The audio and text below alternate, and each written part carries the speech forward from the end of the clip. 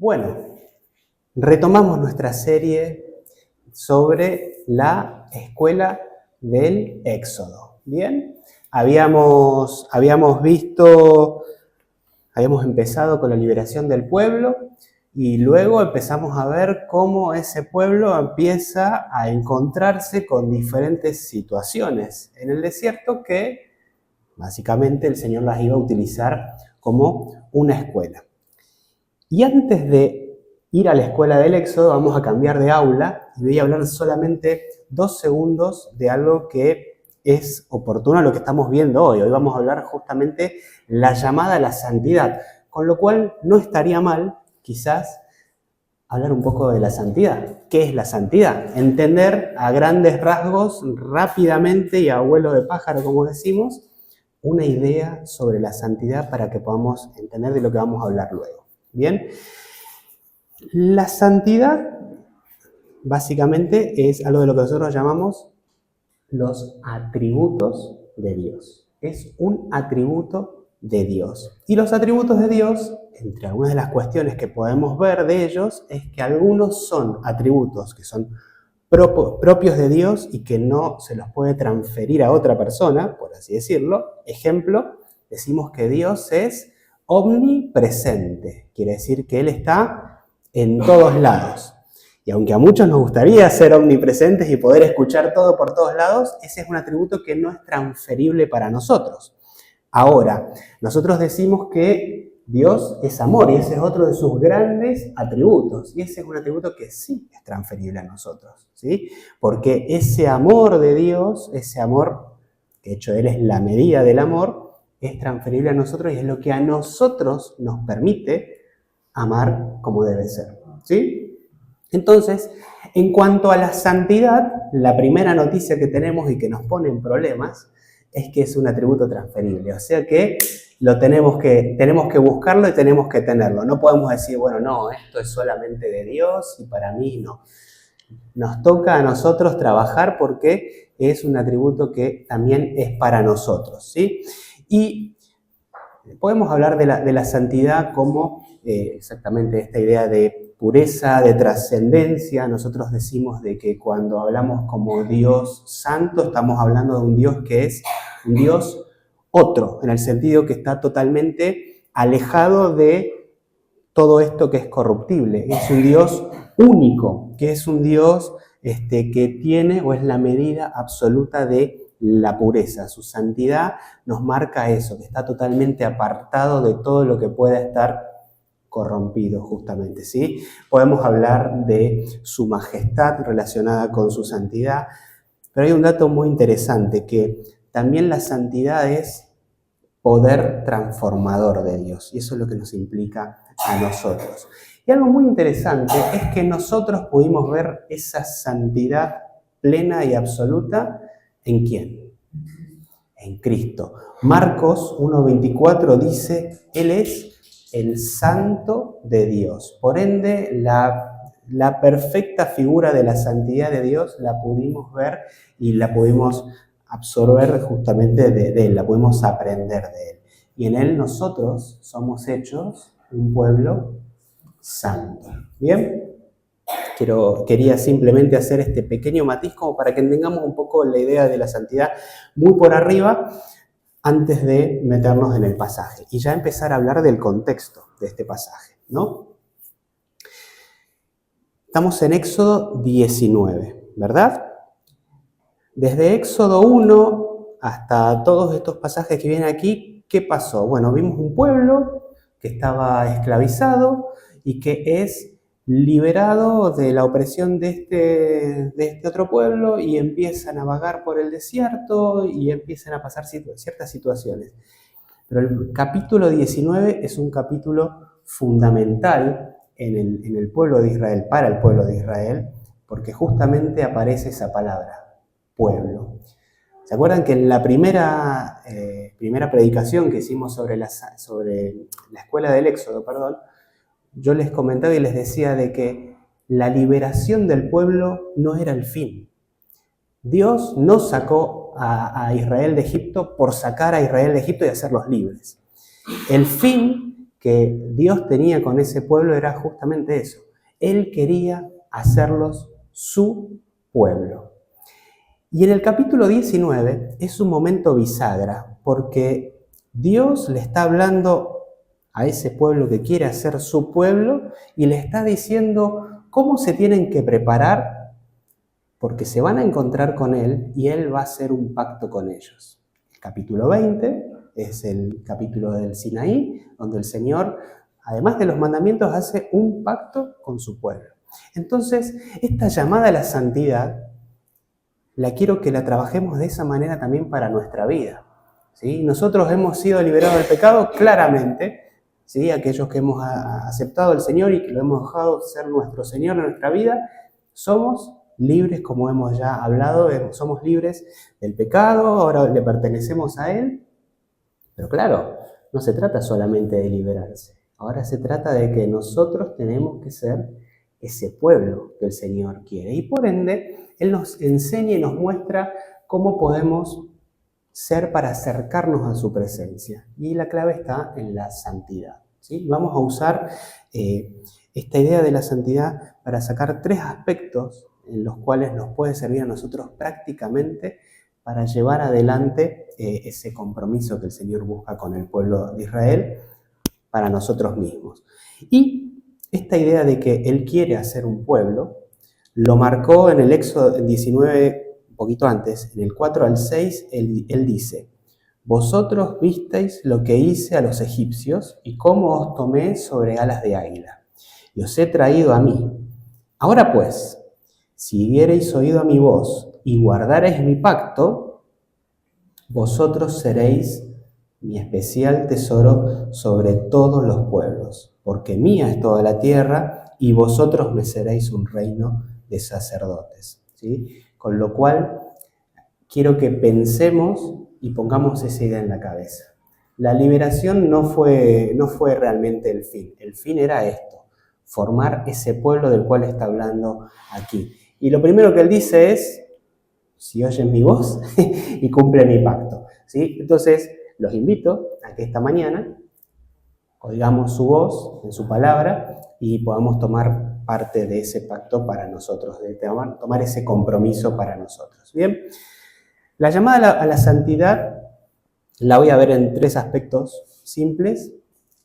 El primero, que parece bastante obvio, pero bueno, es bueno siempre volver sobre lo obvio, que es, nos llama a purificarnos.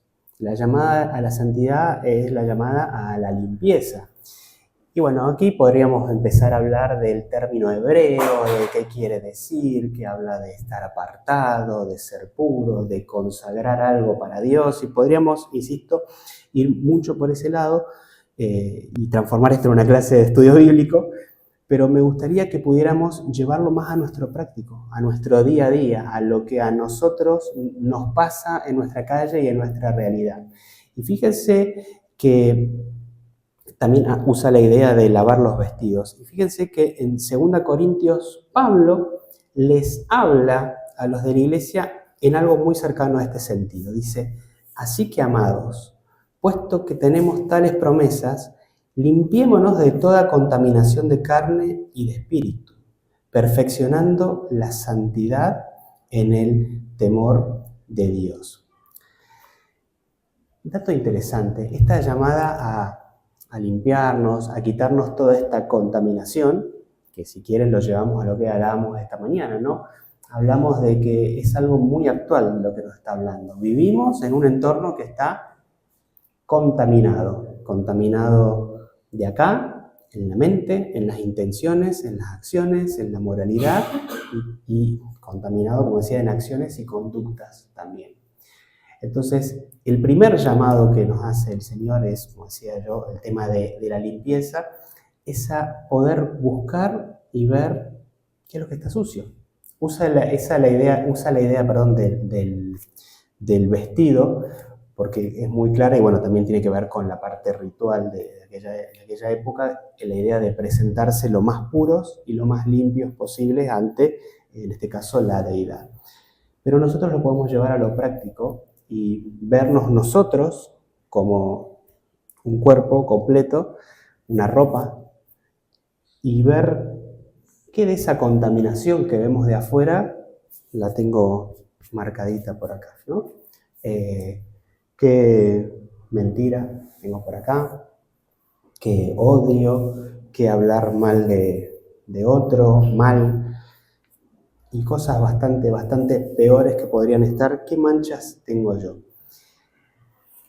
Y fíjense que esto era un llamado a la preparación, porque el Señor quería de que ellos, para encontrarse con su Señor, fueran conscientes de lo que tenían. Y la llamada a la santidad para nosotros empieza por esa idea, por la idea de la conciencia. Buscar y encontrar esas impurezas. De hecho, Pablo les dice exactamente, limpiémonos de toda contaminación de la carne. Y nosotros lo leemos y en líneas generales lo leemos muy generalista, ¿no? Es decir, limpiémonos de toda contaminación, de toda impureza. Y ahí es donde viene Marcos y dice, pongámosle nombre y apellido, que a mí siempre me gusta esa idea. La idea de la limpieza, de la pureza, es primero saber de qué estoy sucio, de qué estoy contaminado, qué es lo que no agrada, qué es lo que no está bien, para después ir y limpiar, ¿sí? Porque no es lo mismo limpiar una manchita cualquiera con un jabón de la ropa a una mancha más profunda que sabemos que tenemos que usar un quitamancha y todo eso. No estoy diciendo de que este pecado es diferente, que este es otro, que este es más importante, no estoy entrando en esa categoría, pero sí de saber y ser conscientes de qué es lo que tengo que limpiar, qué es lo que el Señor me está demandando, ¿sí? Y la realidad es de que, como decía, hoy por hoy estamos rodeados de todo tipo de contaminaciones, por lo cual, más allá de identificarlo, lo que también tenemos que saber es que nosotros no somos los que podemos limpiar eso. Por ende, tenemos que estar siempre dispuestos a pedirle al Señor que nos ayude a limpiar esa contaminación.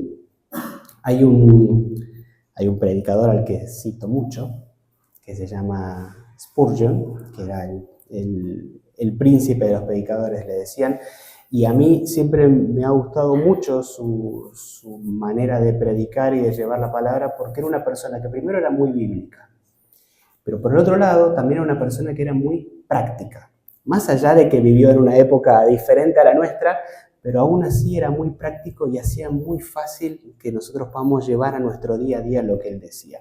Y referido a la santidad, él decía, la verdadera santidad no es simplemente evitar el pecado, sino amar a Cristo tan intensamente que el pecado pierde su atractivo. Y recapitulo un poco y digo, vivimos en un mundo lleno de contaminación, en un mundo lleno de impureza.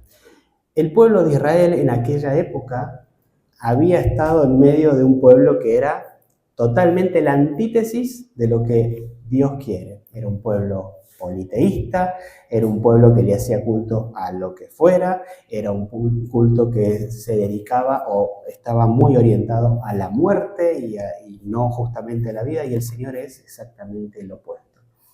Entonces, ¿qué es lo que quería el Señor? Desterrar ese pensamiento de su cabeza y que el pecado ya dejara de ser algo común, algo atractivo o inclusive algo que pase por pasar. Y aquí la idea de Spurgeon es muy interesante, que es justamente esa idea de que ya deje de ser algo natural, que deje de ser algo que lo ves y no pasa nada, sino que por el contrario, amas tanto al Señor, que ya el pecado realmente te produce ese malestar. De hecho, la palabra contaminación que usa Pablo, la idea es esa también de que sea algo repulsivo, algo que, bueno, esta es la idea. Por ende, vamos a lo primero, ¿no? Hablamos de que la santidad empieza cuando nosotros entendemos o dejamos que Dios sea quien lave nuestra vida, quien quite toda esa contaminación. Y justamente la pregunta primera sería primero detectemos cuál es esa contaminación y podamos ahí entregarla de parte al Señor. Con lo cual la pregunta es, ¿qué mancha tenemos nosotros en nuestro vestido que necesitamos que sea lavada? Bien, vamos a avanzar un poquito más respecto de la idea de la santidad. En el versículo 12 se produce algo muy interesante o hasta parece medio raro, ¿no? Porque el Señor les dice, Y señalarás término al pueblo en derredor, diciendo, guardaos, no subáis al monte, y toquéis sus límites, cualquiera que tocar el monte, de seguro morirá. Varias cuestiones. En la antigüedad, y particularmente en todo lo que tenía que ver con los rituales y las diferentes deidades, no solamente la del pueblo de Dios, el monte es un lugar muy particular, porque era el lugar donde se encontraba normalmente la humanidad justamente con la deidad, ¿sí? Entonces tenía su lugar particular. Lo que pasa es que, bueno, estamos acostumbrados que en la historia los montes eran para dioses tremendos, en el sentido de lo malo, y muchos a la vez. En nuestro caso era un solo Dios. Y el monte Sinaí tenía esa particularidad. Ahora, ¿por qué el Señor les dice, no toquen esto, no pasen de aquí, no hagan lo otro, que cualquiera que lo toque morirá? Bueno, nosotros un poco entendemos y conocemos la historia bíblica. En el Antiguo Testamento era muy fuerte esta idea de donde estaba la presencia de Dios. Era tal su pureza y su santidad que cualquier persona que se acercara, que tuviera un tipo de impureza, iba a quedar fulminado y muerto por la gloria y la pureza de Dios. Entonces, uno tiene dos maneras de verlo a esto. Lo puede ver como que fue un capricho del Señor decirle, yo, todo el monte para mí, ustedes por allá y no se me acerque nadie, o lo podemos ver como una realidad de un Dios que Él conoce quién es, conoce su esencia pura y conoce también su esencia de justicia y por ende pone límites para cuidar la vida del pueblo. Y en realidad, si seguimos estudiando la Biblia y si seguimos viendo la Biblia, todos esos no que muchas veces encontramos. De hecho, vamos a ver que, como decía yo, el siguiente capítulo es ese pacto que hace Dios con su pueblo. Es un pacto donde vamos a ver muchos no. E insisto, cualquiera diría, qué Dios aburrido, qué Dios malo que es todo no, todo no, todo no. Pero cuando analizamos a ese Dios y vemos a esos límites que pone Dios, nos damos cuenta de que los límites de su santidad son para vida. Y esa es la clave. La santidad establece límites en nuestra vida que son justamente para vida y para evitar la muerte. Y voy a hacer un ejemplo demasiado absurdo, pero después ustedes lo pueden llevar a algo más interesante. Pero yo me voy a ir a algo muy absurdo. Si el Señor dice en sus mandamientos, no robarás, no es porque es un Dios aburrido que no le gusta que hagas, mira, tengo esto, tengo lo otro, sino porque, ¿cuál es el problema con el robar? Bueno, primero que está mal, claramente. Ahora, las consecuencias de llevar adelante esa acción a la cual el Señor nos ha puesto un límite pueden ser devastadoras para nuestra vida. Robo una vez, robo dos veces, a la tercera me pillan, cárcel, o no me pillan, pero me encuentro con alguien que está bastante loco y cansado que le roben, entonces directamente, toma justicia.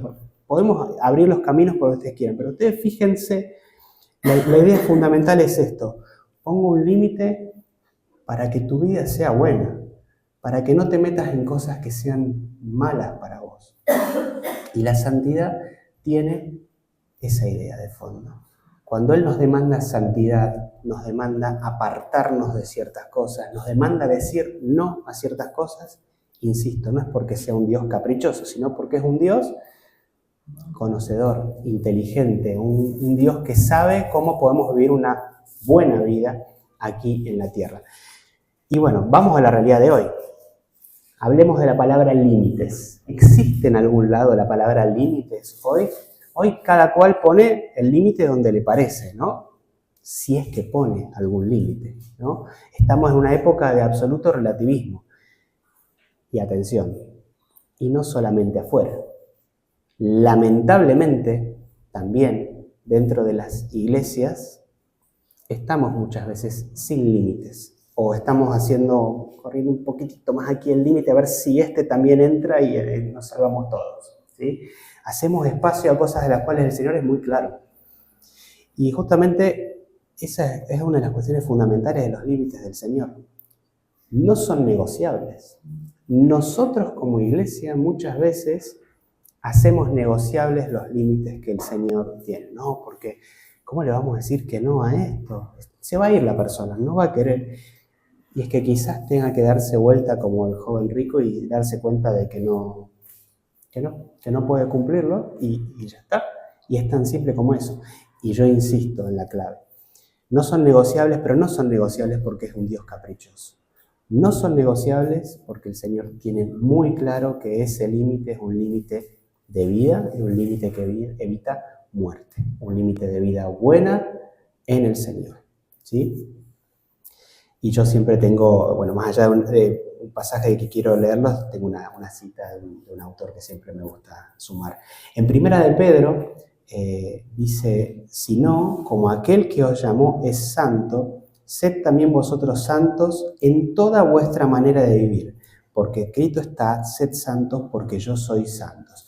El tema de vuestra manera de vivir es la clave fundamental para entender esa idea de los límites. ¿Sí? Nuestra manera de vivir refleja la santidad cuando se maneja o se conduce dentro de esos límites que el Señor va poniendo, que los podemos ver claramente como límites porque lo son, pero también lo podemos ver como guía, que es lo que muchas veces nosotros necesitamos para poder caminar correctamente en este mundo.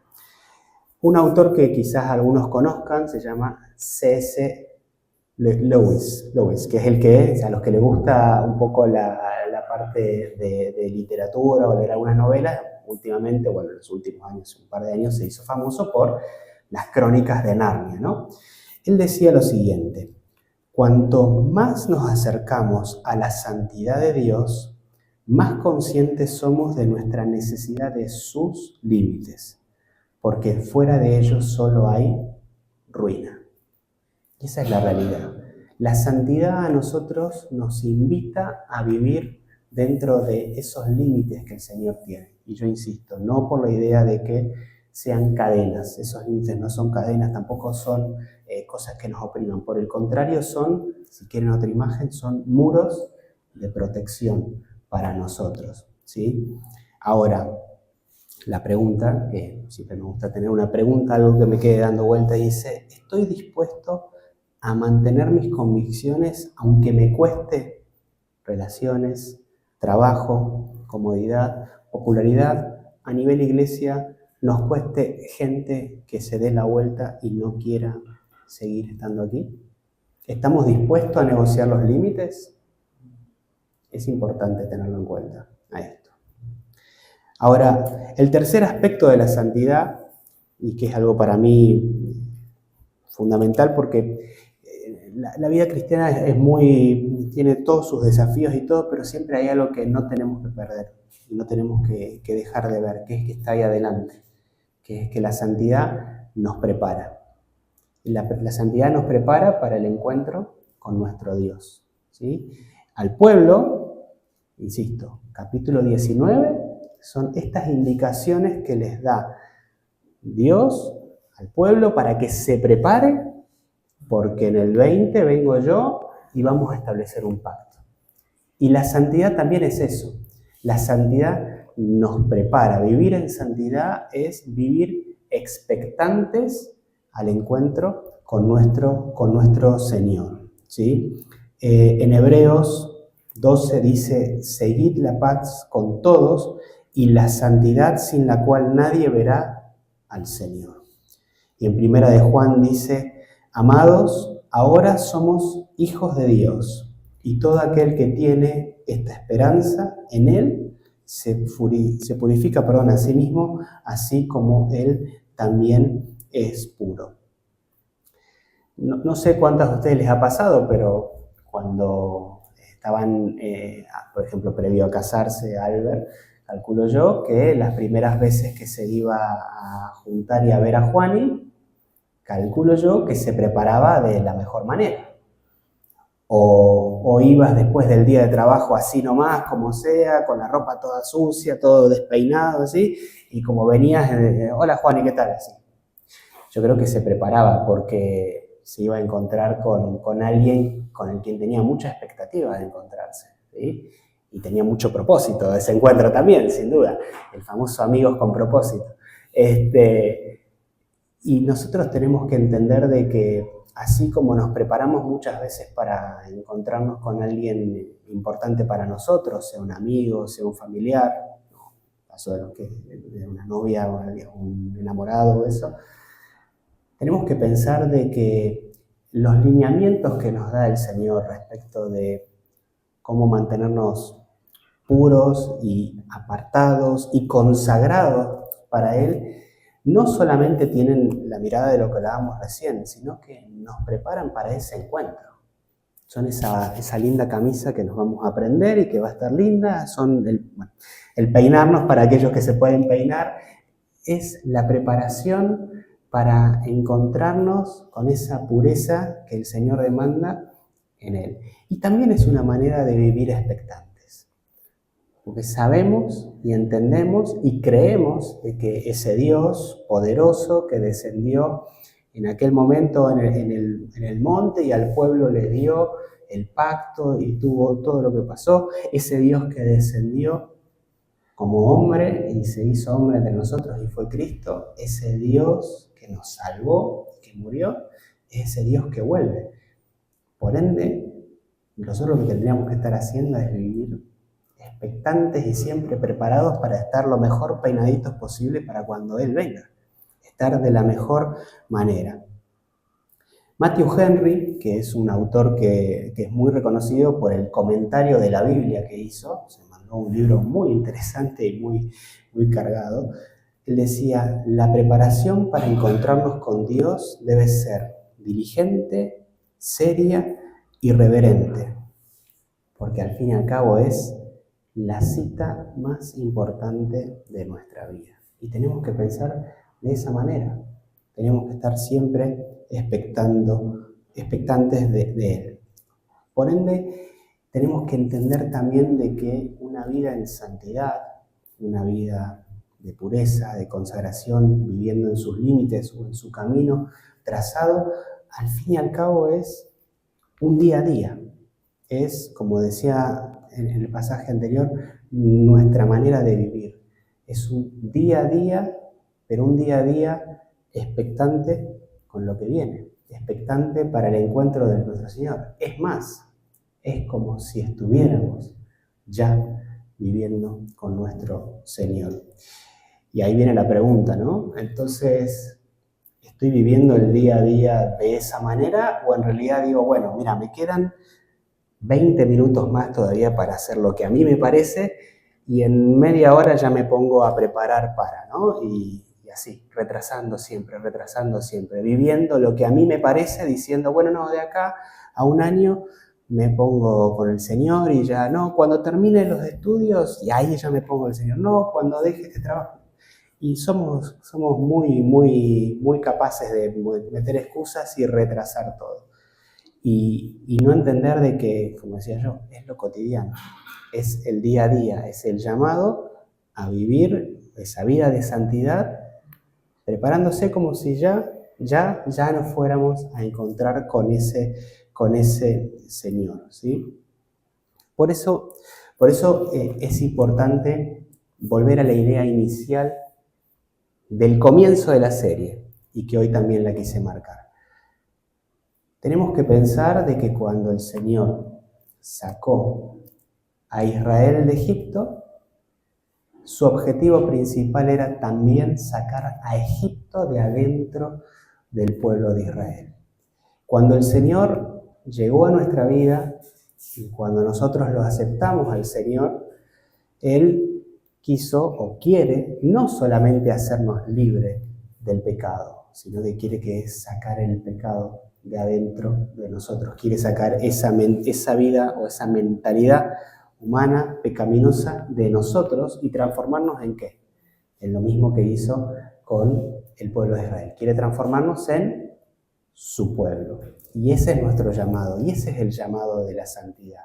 Es hacer su pueblo, ser su pueblo que está todo el tiempo consciente de que necesita ser purificado, de que todo el tiempo está consciente y sabe en qué le falla a su Señor y que claramente busca restaurar eso, pero también que es un pueblo que es consciente de los límites que pone el Señor y que los acepta y vive en esos límites, no porque solamente sabe o teme a la muerte según lo que le decía aquí al pueblo, sino porque sabe de que son límites para vida y por ende los disfruta y vive en ese camino disfrutando lo que el Señor tiene. Y lo más importante de todo es que la llamada a la santidad y ese pueblo que somos, ese pueblo para Dios que somos, más allá de todo lo que vive y hace acá, vive de una manera absolutamente feliz y alegre. ¿Por qué?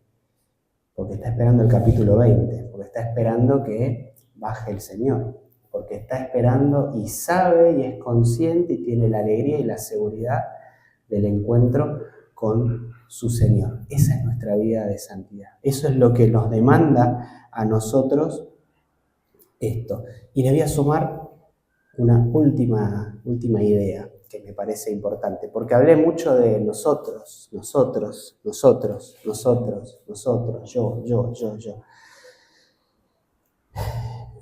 Un obispo anglicano inglés de apellido Riley, él tiene un libro muy famoso basado en la idea de la santidad, dijo esta frase que para nosotros como iglesia en misión es fundamental para entender.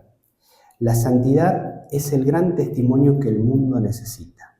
Sin ella, nuestras palabras son débiles, pero con ella nuestra vida predica más que 1000 sermones. También tenemos que pensar a la santidad y fundamentalmente pensarla en ese eje, en esa idea. Es nuestro testimonio también hacia afuera. Y nosotros podemos pasarnos la vida leyendo esta palabra y decir esto, decir lo otro, yo creo en esto, yo creo en lo otro, no se puede hacer esto, no se puede hacer la otra. Pero una vida de santidad, entendida, como decíamos eso, la manera de vivir en el camino del Señor, es el mejor testimonio que nosotros podemos tener para los demás. Y es lo que tenemos que demostrar a los demás. ¿Para qué? Para que sean más los que se sumen adentro de esos límites y a esa vida de santidad. Así que les dejo ese desafío. Primero las 3 dimensiones o las 3 ideas que tratamos, ¿no? La idea de purificarnos, limpiarnos cada día, la idea de entender y aceptar los límites del Señor y la idea de estar expectantes y recordar siempre esta idea, ¿sí? Que la santidad y nuestra vida en santidad es el mejor testimonio para la misión que nos encargó justamente nuestro Señor.